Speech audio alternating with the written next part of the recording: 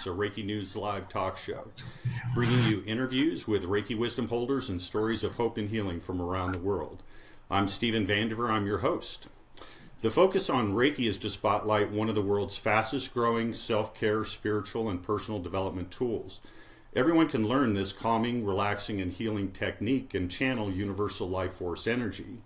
As we come to know that our universe and everything around us, including our physical bodies, is made up entirely of energy, learning to effectively work with that energy is key. Reiki is a priceless addition to your personal spiritual development toolbox. Our guest tonight is Denise Sheehan. She's the Conscious Evolution Coach, founder of Sage Spirit Coaching and Reiki in Reno, Nevada, a Reiki Master Teacher, Shaman, and Facilitator of the Stargate Experience. Denise created a unique blend and powerful blend of life coaching, Shamanic Reiki, and the Stargate Experience meditations to help remove barriers and challenges in life and facilitate alignment to our highest potential. Further, Denise, also known as Shamama, created Sky Spirit Shaman certification program, which integrates Reiki, medicine wheel, shamanic healing, Stargate Experience, conscious channeling, rites, rituals, ceremony, and life coaching. Thank you for joining us tonight, Denise. Thank you. I'm so happy to be here. Absolutely. And aside from being obviously incredibly busy, how are you? I'm doing fabulous. And you know what? I just want to say I'm so grateful to you for all the Reiki love and wisdom that you're bringing into the community, the way that you're infusing all this innovation and bringing people together and sharing and, you know, in ways that we haven't before and broadening our reach out, you know, into the world. So thank you so much for everything that you are inspired to create and bringing forth into 3D. Yay! Thank you. Thank you. I'd like to start, Denise, with your personal healing story. A lot of healers have had their healing journeys and came into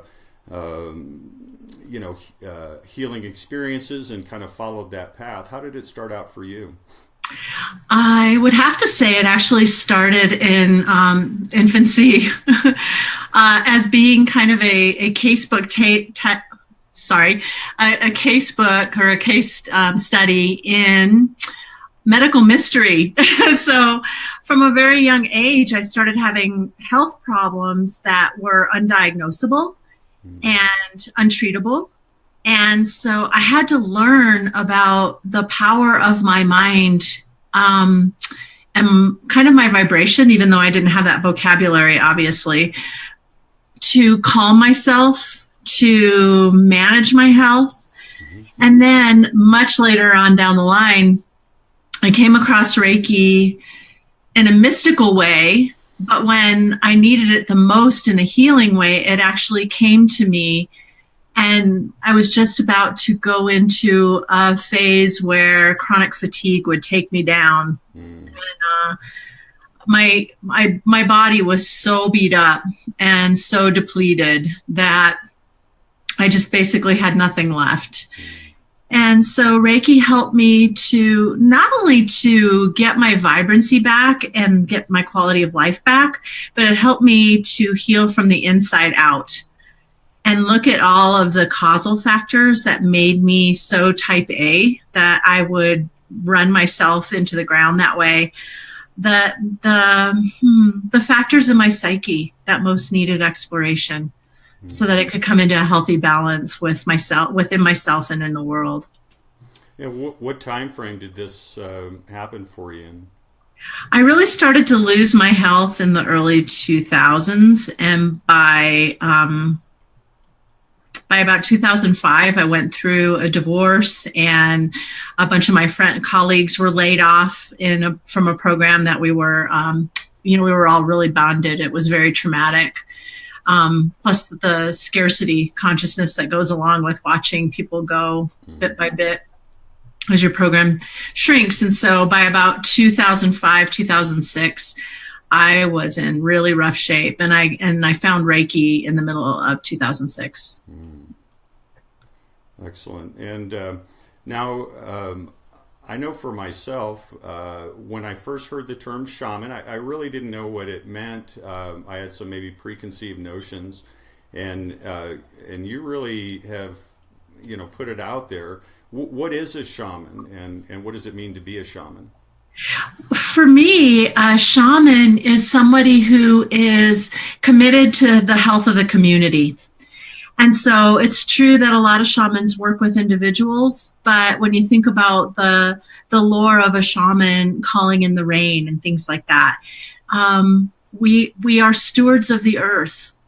And we, as stewards of the earth, we are invested in the well-being of all of life on the planet, not just human beings, but all of life. And so it's just a really beautiful way of exploring what it is to live in harmony with all of creation, to be in balance with all of our actions, and to live in a way in which we create no ripples or negative ripples, to walk without casting a shadow. And those are really, really big and lofty goals, right? Yeah. So I don't think it's about perfection. I don't think it's about not having any kind of ordinary 3D life. I think it's a journey of discovery and of and creating peace and love everywhere we go. It is a journey of love. Munai, we call it, which is like that transcendental, all giving, all loving kind of energy. Very nice. Very nice. Now, I was reading a little bit in your blogs, and you talk about working with the ego, and I know this is part of the healing process. Could you talk about that a little bit? Wow, that's such ego, so fun. So maybe one way that I can think about it is that I think of ego as being a construct of the mind, and of being related to survival in a lot of ways. And in a lot of spiritual communities, we tend to demonize the ego, and I don't actually see it that way. I see the ego as an ally, as one lens from which to view the world. And I think it's important to maybe consider that we are both a spiritual being and a human being. And what does it mean for each of us to be a spiritual being and a human being? And in what situations do we want to lead with one rather than the other? And what kind of ratio do we want to have in our overall life? So the mind can create separation. The mind and the ego create separation between me and everyone else. And what I am actually going for in my path is the sense of unity with all. And that too sounds like a very lofty thing. I don't always feel that way. But I guess that's part of what I am going for in my life. And is that what you refer to as the sacred illusion? I don't remember saying that. I love it though. Tell me what I meant. Well, it was in the same context, really talking about the ego and keeping the ego at bay, trying to work with the ego to further the healing process. Yeah. So sacred illusion, I guess what's coming through for me right now is the illusion of separation. And I really don't believe that we're separated. And I think that the journey of awakening or enlightenment is very much about acknowledging what is real, and that is that we are all interconnected in the web of life, that everything that we do or say has a ripple effect in the world, and being conscious of what those ripples are. Absolutely. Now, being the conscious evolution coach, and with your Reiki practice, incorporating, life coaching, Reiki, and the Stargate Experience, do you actually use that in your Reiki treatments? I do. There are times when I simply focus on Reiki, or maybe it's 95% Reiki, because that's a perfect and complete practice in and of itself. Absolutely. But what happened for me is that as I was sharing Reiki teaching and sessions with people, I would find instances where people had a need for spirit release work or things like that, and so I felt called to explore more about that phenomena, not understanding it and not really understanding how to consciously work with Reiki energy to take care of things like that. Could Reiki take care of that, or does Reiki take care of that all by itself? I think, yeah, oftentimes it can, or it does. And I found that being able to work with those situations in a conscious way could be really really helpful in helping people to understand what their affinity is for energies that may be in their field that are not of them. I know that's kind of vague, so I can explain that a little bit more if you want to. Yes, please do. What can happen is that we may at times have an affinity for an energy that is not ours. And oftentimes what I see is that maybe a person has a loved one who's transitioning from the world, and that loved one, as they're transitioning, is heavily medicated, is in a state of fear about what's on the other side, has unresolved issues in this life. And so that person may not transition successfully out of this realm and into the place where they are meant to be next. And they may actually attach themselves to a family member that they feel bonded to, or who happens to be at the bedside. So that's one case scenario.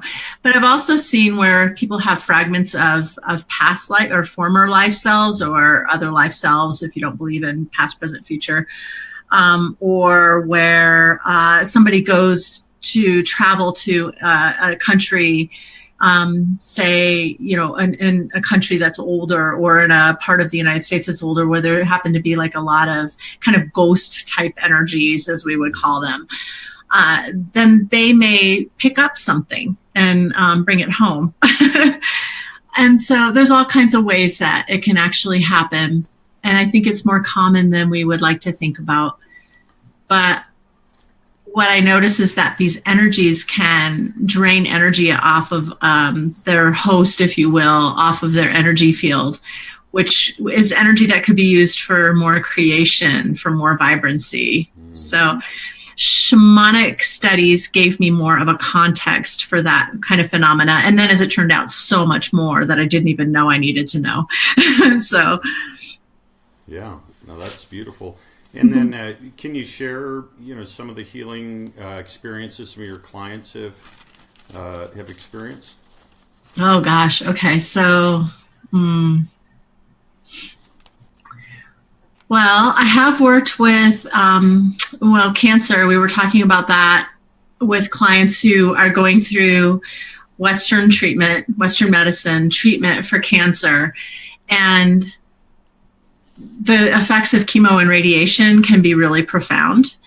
And so Reiki, I found, helps them to not only to detox and maintain some quality of life during the treatment, but it also helps them with the deeper healing aspects. Like, what are the factors that contributed to being out of balance, to leaking vibrancy, to in my case with chronic fatigue, which is different, of course, but like what caused me to be so type A that I would compromise my own health for the well-being of whatever cause.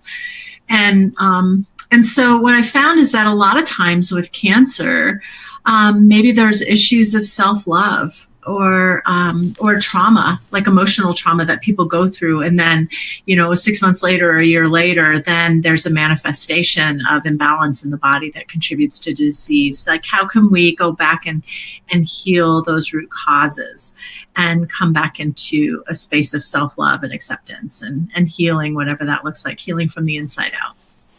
Yeah, So that's one thing. And then, there's just about everything. There are so many people who are looking for support from emotional, mental things. And maybe they've gone to counseling for years and years and years just to maintain. And oftentimes bringing Reiki into the equation starts to help them heal at that deeper level too.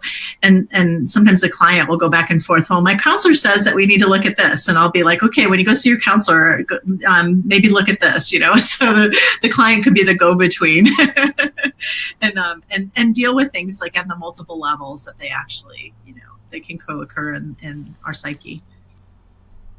Yeah. It sounds like, the work, the spirit attachment work is similar to, working with the ego, because when we're attached to, this relationship, that activity, that job, all these things, that's taking energy away from us that we could be using for spiritual growth as well.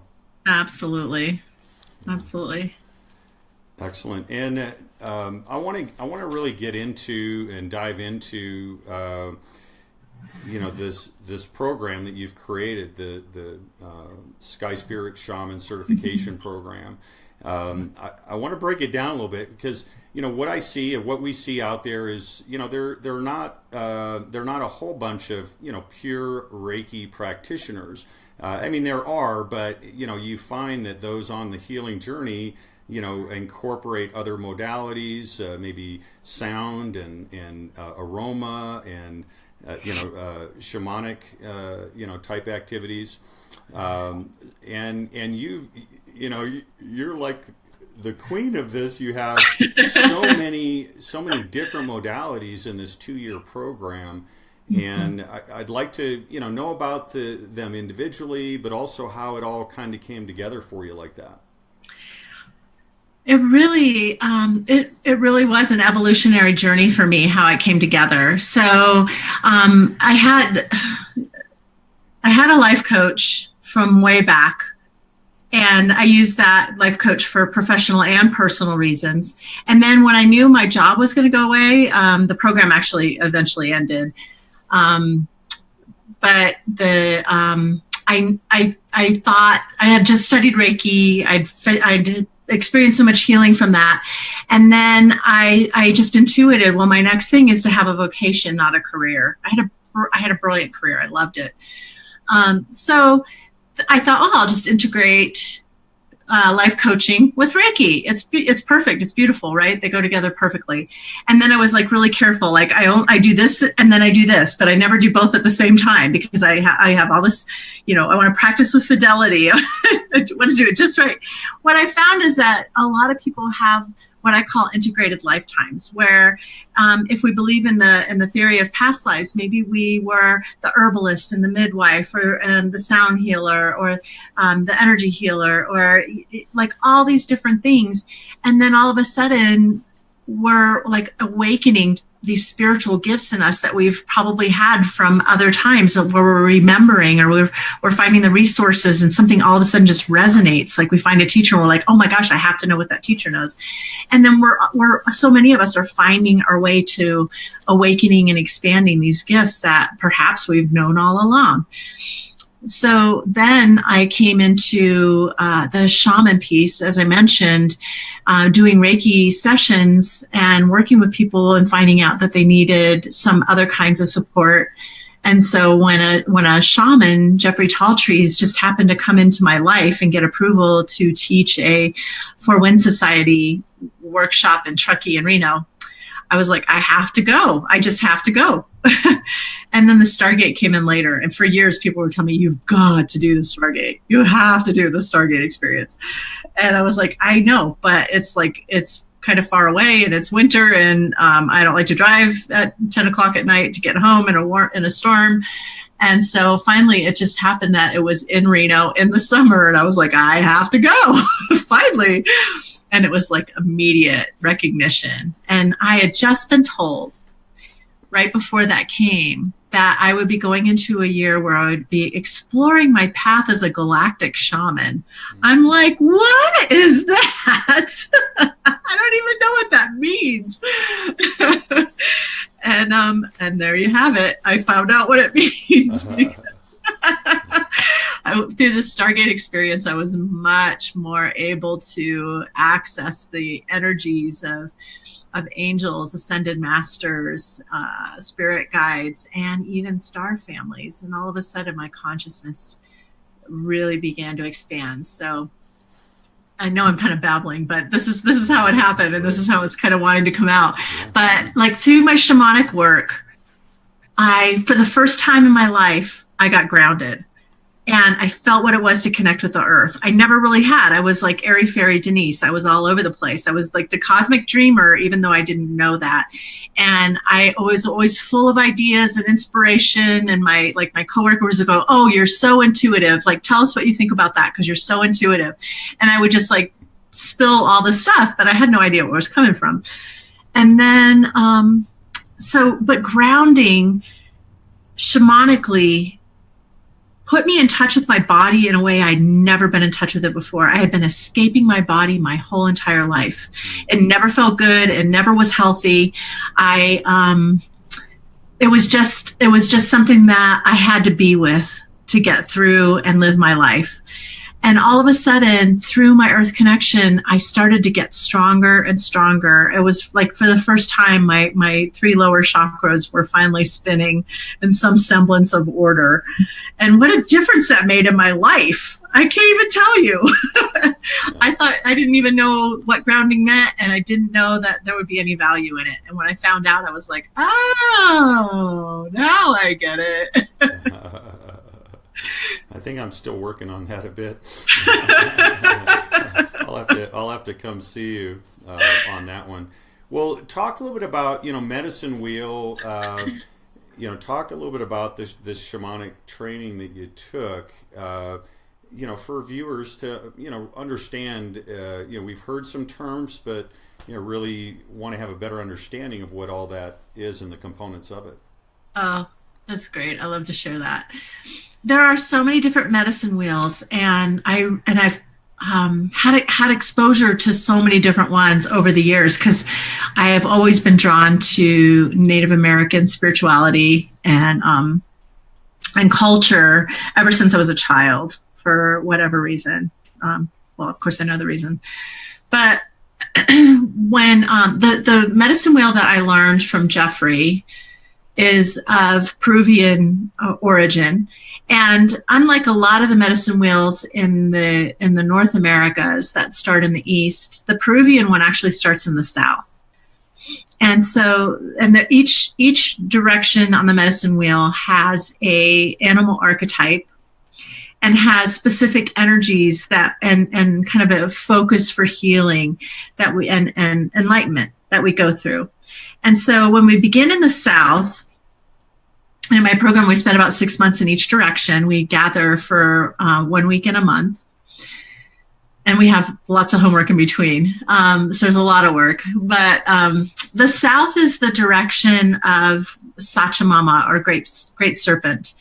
And she informs us in our path as wounded healers. She helps us to look at all of the pain that we've had in our life and all of the suffering that we perpetuate on ourselves by repeating our stories over and over again, not just from the standpoint of telling our stories, but oftentimes what happens is that, and kind of a lesson in the law of attraction, we think that if we focus our thoughts on what we want to create, that everything will work out. But what happens is that the law of attraction can kind of go awry.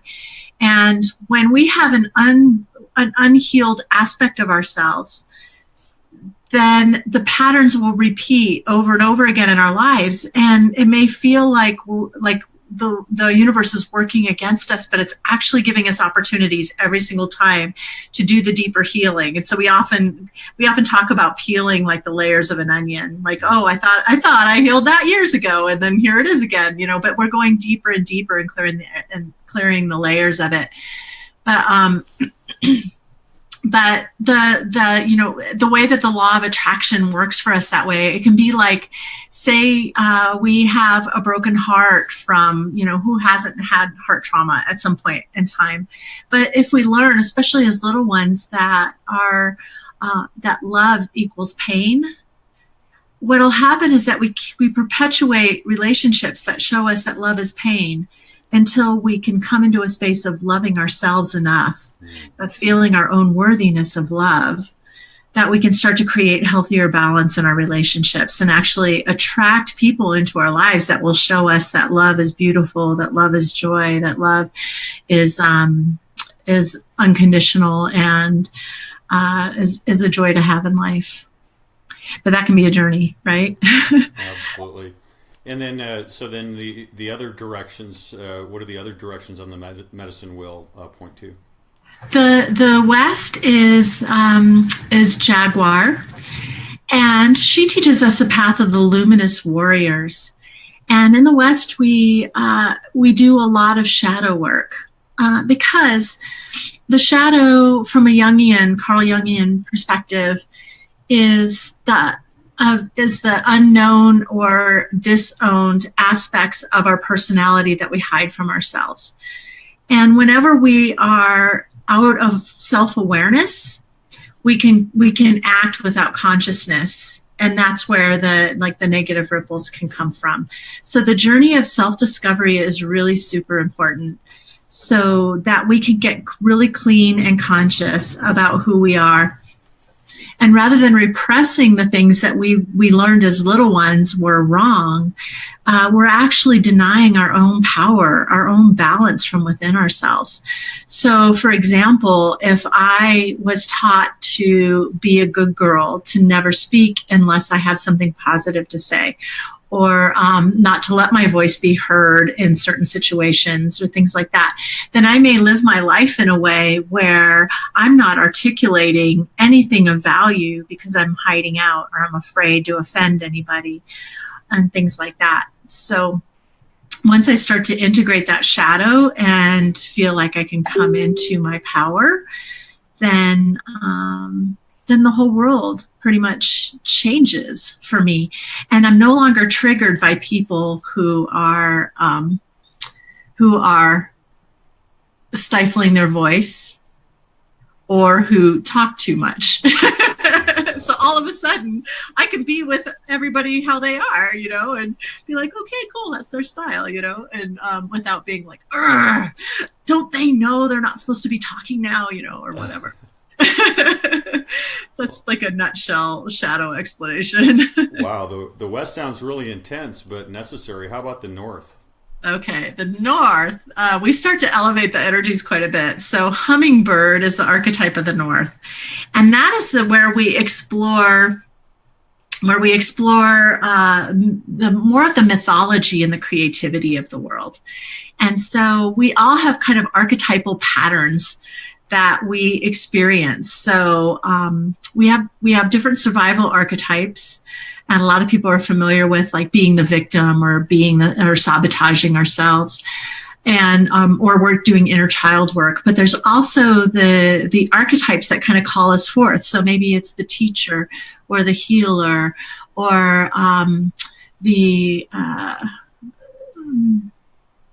there's also the ones that are kind of, practical that we couldn't live without, like the computer geek or the knight in shining armor or the queen or the princess, or they're just endless. They're endless. And a lot of creative themes, the themes from songs can link us back into that, or poetry or literature. They help us connect with those mythic themes that the hero's journey, like that's what we're on, right? We're all on our own hero's journey, and that means taking risks and finding out who we are and what we're made of, finding out what our life purpose is. So what are the archetypes that call us forth? And so for me, if I'm not teaching, I'm not fulfilled in my life. And since the time I was a little girl, my Aunt Sissy was like, you made me play school with you since you were 3 years old, and you always got to be the teacher, It's like, that's how I am. That's beautiful. That's beautiful. I love the North. How about the East? The East is eagle and condor. And so eagle and condor, there's a prophecy, and some people know of the Pachamama Alliance, and they talk about this a lot.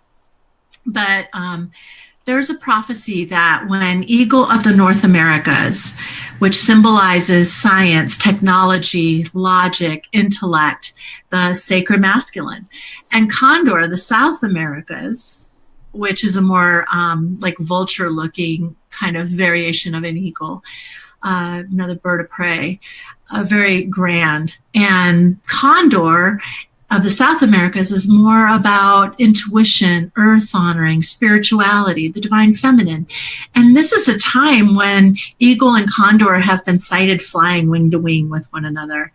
And that's the time of prophecy, the turning over time, where we are coming back into balance, where neither the feminine or the masculine dominate, but where there is a harmony between the two, where we can honor science, but we can honor the earth as well. And so, and then, you know, in terms of like our personal view, Eagle helps us to see the greater picture of our life's journey and the way everything intricately fits into place, how everything, even the struggles and challenges, have served our spirit in some way, and we can acknowledge the beauty of our lives, and we learn to fly with spirit, and we fly wing to wing with spirit, and learn to trust and have faith, and to and Reiki, beautiful Reiki, is the essence of Eagle. It is pure spirit energy. And so whatever we are practicing Reiki, when we're sharing it, it is that spirit love that is flowing through us. So you know Eagle because you know Reiki. Mm-hmm. Nice, very nice. And you talked a little bit about channeling, and you refer to that in the shaman program, conscious channeling. Talk about that a little bit. The Stargate is a wonderful tool for that.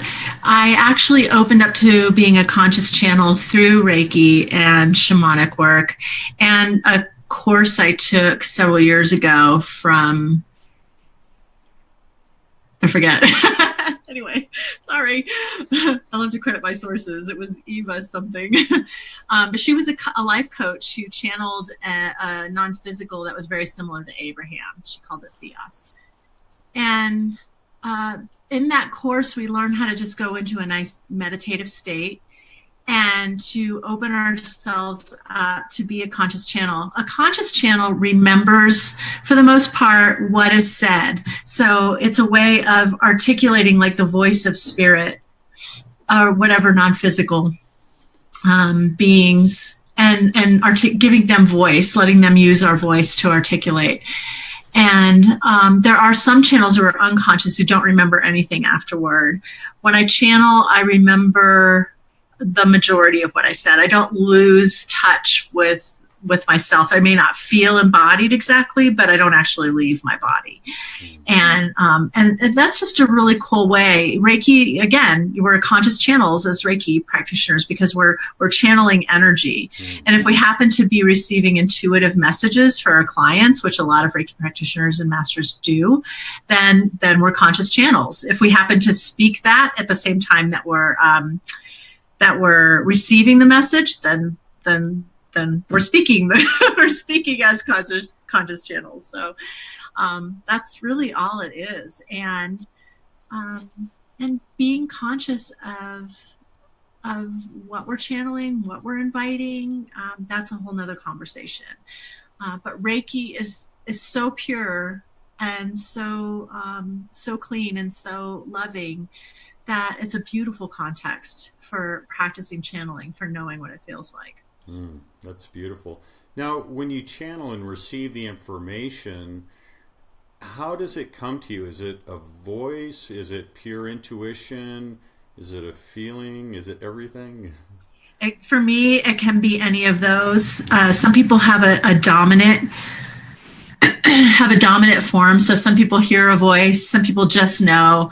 Some people see visual images that they can connect with, like watching a movie on a screen. Some people smell, and so and different smells have different interpretations. And for me, I've experienced all of those. Yeah, and I think visual and just knowing are two of the most common. And then if I'm really flowing with with articulating the voice of spirit, then it just flows through. It's oftentimes there's no visual, there's no anything. It's just flowing through and emerging, almost like it's not, like I'm not in it at all, but I am, I guess, in some way. And then with regard to like putting this all together, and this is amazing amount of work. I mean, you put together a 2-year program, combining, I didn't add them up, but like 8 or so, and I'm sure a number of others that sneak in there. How did that all come about for you?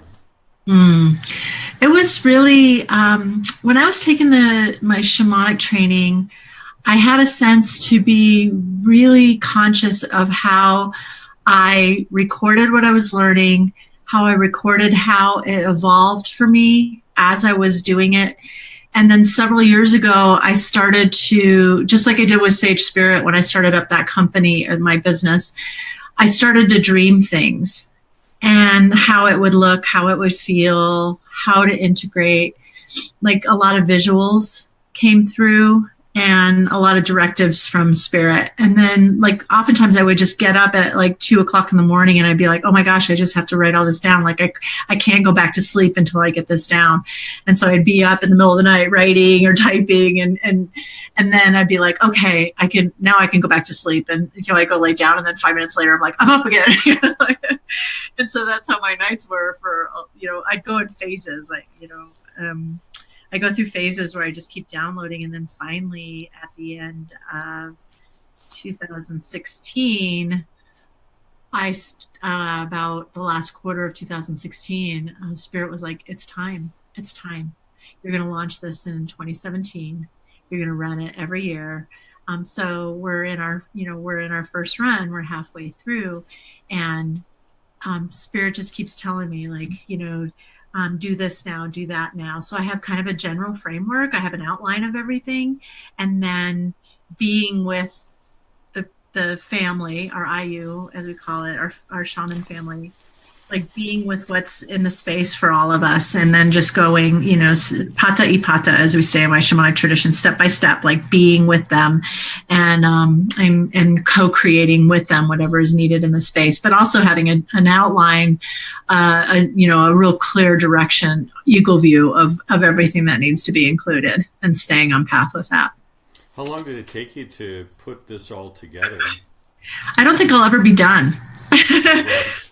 I'm still writing curriculum as I go, and I think I'll probably have a revisions, because I tend to be, I'm an academic sort of, and so I tend to like to have the structure and then be prepared with the structure and then be willing to throw it out if I need to. So everything is recorded, everything, and I just keep changing it as I go, getting it better and better, which I did with my Reiki curriculum. What I put together for Reiki masters to come out and be able to train out of the gate. Since I know how to do that, I want to share that. I want to be able to share those materials with people. I want to be structured and organized enough, but also be able to dance in the moment. So having the balance between the two of being organized and spirit driven. That's beautiful. It's the ego and spirit again. Right. So, when you were talking about the different directions and the kind of work that's involved in those directions and your experience and your personal experience with that, that sounds like really intense work. How does that unfold when you have 15, 20 folks in your program?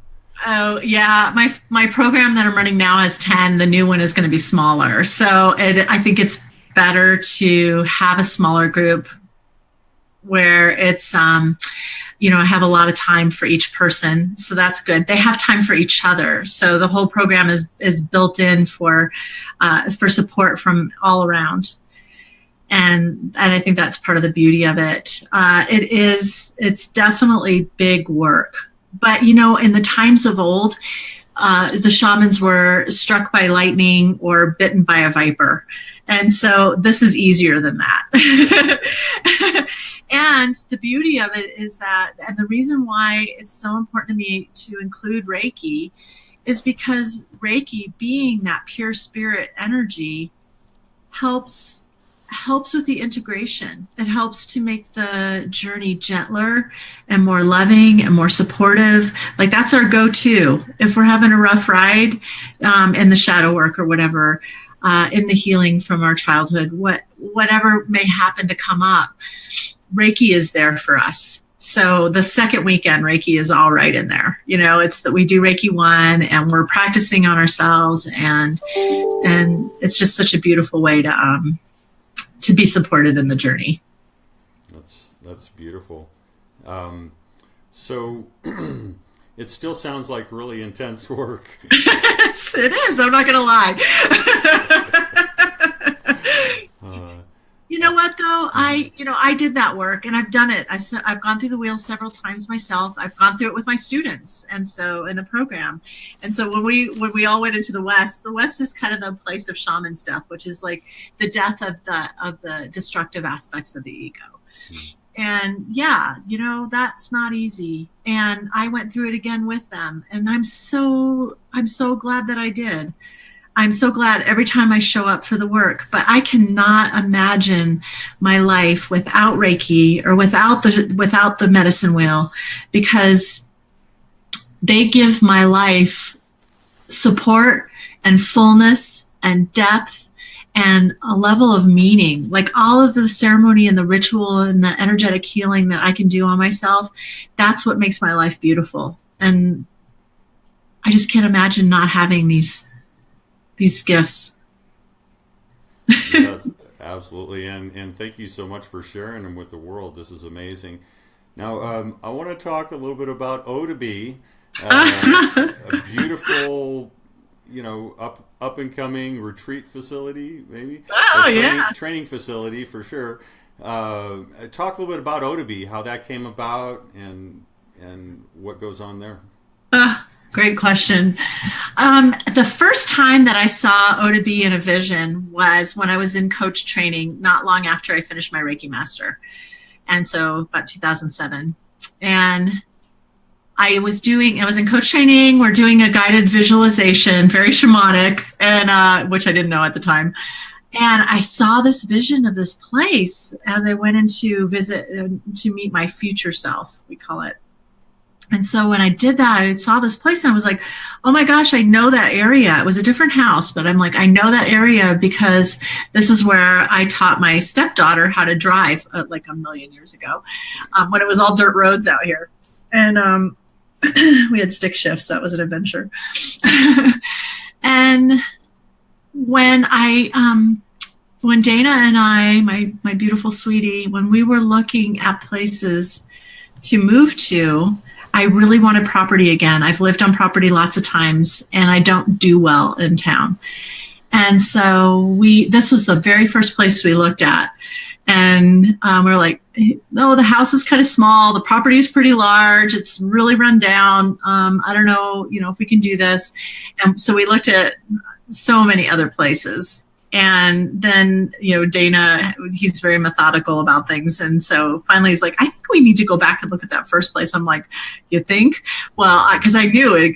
I knew it immediately.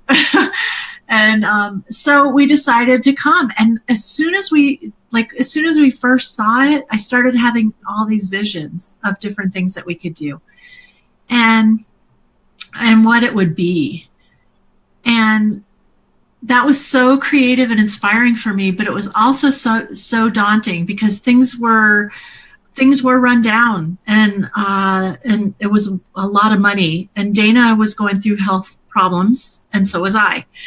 And I knew I was going to get laid off. And it was a huge leap of faith for us to go ahead and commit to a pretty substantial mortgage and know that we really didn't know what our resources were going to look at, like as, me going out as a spiritual entrepreneur and losing my UNR job, university job. But we did it because we felt like the fear voices in our head were ego. And we felt like spirit was guiding us to do it. and to just trust. And so we did. And, you know, in terms of having it be a big retreat center, well, that's a big dream. It is. To, you know, just to have like our earthship and things, because, you know, we've put all our resources into maintenance and a teepee. I mean, that's our big thing, right? The teepee. And we love sharing it. And we love sharing the house. We've been able to, you know, it's nice enough. It's small and it's humble, but it's nice enough to be able to be comfortable here and enjoy the sunny windows and the wood stove. And yeah, you know, it would be wonderful to have, you know, when we have the resources to expand it out, to be able to have people come and do a retreat where we have a studio for yoga and for doing craft type things, or, you know, for growing our own food out here. Maybe there could be some goats and chickens and, you know, have more sustainability and have other ways that people can come here and connect with the earth. And we've even thought about having like little tiny houses on trailers or whatever, where people could come and write a novel, or where we could just have, you know, retreats where everybody could just stay in beautiful, you know, shamanic, Stargate, galactic shaman energies and, you know, just do deeper healing, you know, over long weekends or even weeks. That's great. Now, talk a little bit about the Earthship. Another term that I've heard. I think I Googled it after I heard it from you the first time. But could you explain to our viewers what an Earthship is? They are often made of recycled materials. So some people use they're like a housing structure, and some people use tires, but those are off gas. So I'm not really fond of that idea. But you could use like straw bales, and you can have like a south face that's all glass and has some kind of area that's built into that where it could be all garden. So you have like an internal greenhouse. And then all of the structures inside would be natural materials as much as possible, and they're off the grid. So you generally have solar power and you can have gray and black water systems, or composting toilets or things like that.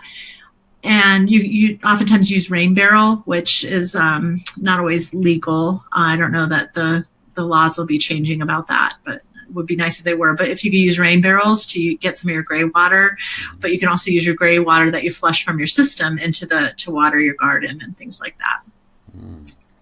So it's a way of living in a very environmentally friendly way, as much as possible. And until we have my dream fulfilled of having hovercraft homes that are organic and that grow and lose rooms as you need and grow them, but they don't actually have an impact on the earth, and you can go and you can hang out in France for a few weeks and then you can come back. You know, until that happens, always looking for ways to be more creative and environmentally friendly. I love it. More of that, please. That would be great. So now the teepee that you have on the property, I'm sure I've seen teepees up close, but I've never seen one this large. Could you talk a bit about that? Do you know the dimensions? Or I do. The teepee came from Nomadic Teepee Makers, and that's teepee.com. And they actually have the kits where you can buy the poles and the canvas, and you can custom select the art, and they have artists there that will draw on the canvas.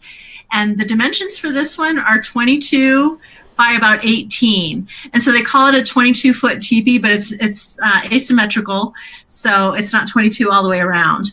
And then the fire pit is meant to be underneath the poles. The structure for the poles is very, very specific. There's 3 poles that have to be exactly right geometrically in the way that they come together. And then the rest of the poles you slide in, put the canvas up, and then you slide the poles all out and make it all nice and tight. what a journey that is. And because it's so big, it was not like the video where you have a 10-foot teepee and you have two people who go da da da da da. They just like kind of tootle around and put up this little teepee in the pasture all by themselves. It wasn't like that at all. It was a big deal to prepare the earth, to get the grade just right, to make sure that we had water barrier on stones. We pulled power to it. And so Dana is an absolute genius when it comes to masterminding projects like that would absolutely baffle me. It took us months just to sand and varnish the teepee poles. They are 28 feet tall, each one of them. And so, tending them to get them ready to go up was a big deal. And actually lifting the canvas was also a big deal. That was the biggest teepee that they had from nomadic teepee makers that we didn't have to custom order. I think they go up to 26 feet. So it could actually have been bigger. And I think what some of the tribes do for ceremonial teepees, if they want bigger spaces, is they may put up like two of the pole structures, and then they kind of like next to each other, and then they just wrap the canvas around, like leave it open, so they kind of join more than one teepee together. So that's an option too. For us, I think it's about perfect size for having maybe 10 to, you can maybe fit 15 in, but with 10, we can still do like sound ceremony and all lay down and like that. Right. Yeah, there's a lot of space in there. So I've been in the teepee a few times. You sure have. You were one of the first, and I've been out there at Otobi. You were kind enough to allow a Reiki training out there, and it really is a beautiful place. So I mean, and something I have to be honest. I didn't realize how big the property was that you're on. So what? Can you talk a little bit about that and maybe other plans for the property? Sure. It's 67 acres, and we are not zoned to subdivide. So our neighborhood is pretty much set as it is, which is nice. And unless something changes with the county zoning, and that is a lot of property. We don't maintain it all, but we were able to put a little trail pad on it for running around with a quad or going for a hike. And we were able to follow like the path of least resistance, where we didn't, have any major destruction. The area around the house is much more high maintenance because of the weeds and things where the earth was disturbed. So we get foxtails and things, which is problematic. So we do maintain a couple of acres around the house more diligently, and the driveway is definitely a lot of maintenance. Expensive maintenance too, between the grading and gravel replacement and things like that. Yeah, it's beautiful hiking around there. I want to jump back to spiritual entrepreneurism. Because you're a beautiful spiritual entrepreneur, and you're bringing other people up to be spiritual entrepreneurs as well. So talk about that. Oh gosh, there's so much to say on that too. Great question. For me, there is a added component that distinguishes spiritual entrepreneurs from entrepreneurs in general. And so there's a lot of business best practices, and they may engage like, what can we do in terms of marketing and branding, and what do we do in terms of like sales and how we do sales. And there's all kinds of things that you can study as an entrepreneur to look at ways that you can thrive as a business person. But adding the spiritual component for me means that I'm in partnership with spirit, and there's an element of I think of the throat chakra of control and surrender. And you've actually alluded to my stuff around control that I've had. Thank you. I love you. So that has been a huge thing for me, is to is to look at where I try to hyper control everything and my business and how it's perceived and all that. And a lot of my evolution in the last couple of years has really been around even more surrendering to spirit. Mm-hmm. And sometimes that means that, I don't try to sell. And I think that that's a little weird. I let people know what I'm doing, but I'm not a hard sell person. I'm not good at it. I never have liked it or been good at it. So for me, it's really natural just to be myself and let spirit kind of orchestrate things. So if my class has one person or two people or 12 people or 20 people, I'm like, I'm good with it no matter what. I just know it's all good. Spirit's working it out. Right. That sounds like, some of the shadow work as well, or the ego work, leaving the ego out of it. And I think that's something that a lot of folks, looking to be spiritual entrepreneurs, kind of struggle with, even charging money for the gift of Reiki. So that's a tough one. What do you talk about that?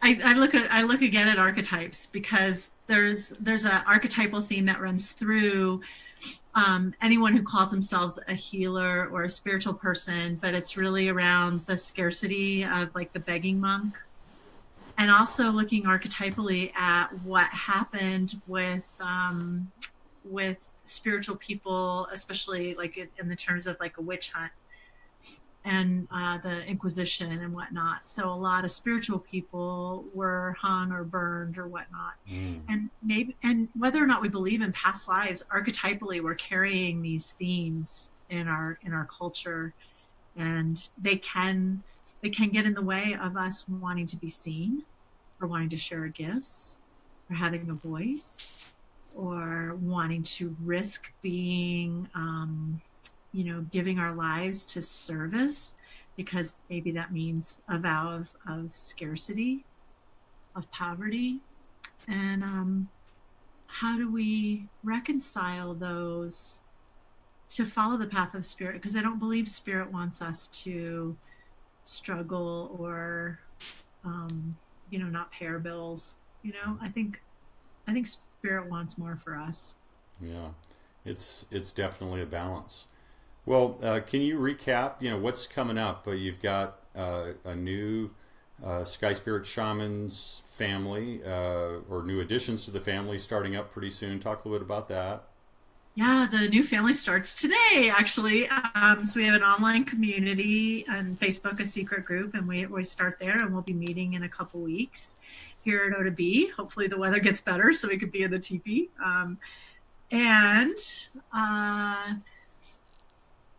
I don't know what else. Stargate gatherings in the office, how much fun those are, how much heart consciousness there is, and the 20 or so people who come each time. Oh gosh, it just really blows me away, how amazing it is. And of course Reiki training, and even if I'm just training my shamanitas, my Sky Spirit Shamans, Reiki that's my joy, to teach Reiki. That's my heart. Yeah, that's beautiful. So the program started tonight. Does that have or today? Does that have anything to do with the full moon today? No, it was March 1st was the date, but this is a perfect time, and it'll be the new moon when we gather. So, wow. And the new moon is one of beginnings, and in our shamanic tradition, the full moon is when we let go of what no longer serves, and the new moon is when we call in what we're wanting to enhance in our lives. So it really is, astute Stephen, you nailed that one just right. It's also perfect and divine. Yeah, finding these synchronicities and things that it just happens like, oh yeah, that's great. It just always happens that way. Yeah, I actually kind of planned it around the gathering around the equinox. That's also a real potent time, especially the spring equinox, for really stepping into a new journey. Now, when is spring equinox? It is the 20th-ish. Yeah, it's the 20th this year. Usually around the 21st. Okay. Beautiful. Beautiful. Well, that's great. So we've got a couple of minutes left here. We've talked about so much. Is Sun Bear around by chance? He is. Can you say hi? He's sleeping. Sun Bear, come here. Come here. Come here. He's like, oh, she wants something from me. Just crawled under my desk. Oh, okay, yeah. Well, always the timid bear.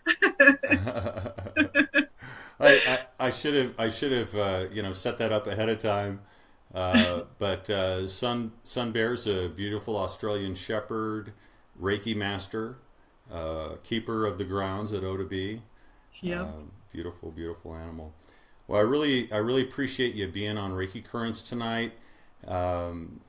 It was lovely. It was quite enlightening, and thank you all for joining us on Reiki Currents. We'll be back next week at Thursday at 6 p.m. Pacific.